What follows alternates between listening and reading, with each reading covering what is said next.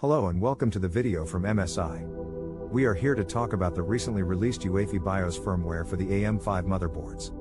This release comes in response to reports of the Ryzen 7000X3D series CPUs overheating, bulging, and even damaging motherboards. /n/n Most of the reports were concerning users that were manually overclocking their CPUs, leading to the potential of overvoltage, resulting in insufficient cooling.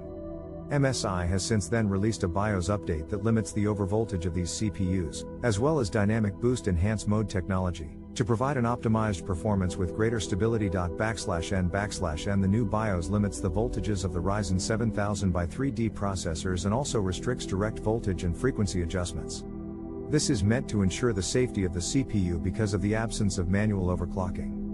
The BIOS will only accept negative offset voltage settings, which can reduce the CPU voltage, preventing any further damages. /n/n The MSI Center also applies restrictions to any manual voltage and frequency adjustments.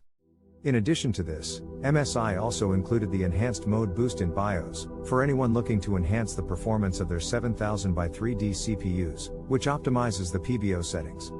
This should, in theory, allow the CPU to achieve better performance without any voltage adjustments. /n/n So, users are now safe to use these CPUs with the new BIOS, with dynamic boost enhanced technology providing them with a better performance while maintaining the safety and the longevity of their devices. MSI compiled a list of all their BIOS with these restrictions, which can be accessed anytime. /n/n We hope this video helped provide an insight into what MSI has been doing to provide a safer and better experience for their users. We thank you for watching and we look forward to your continued support.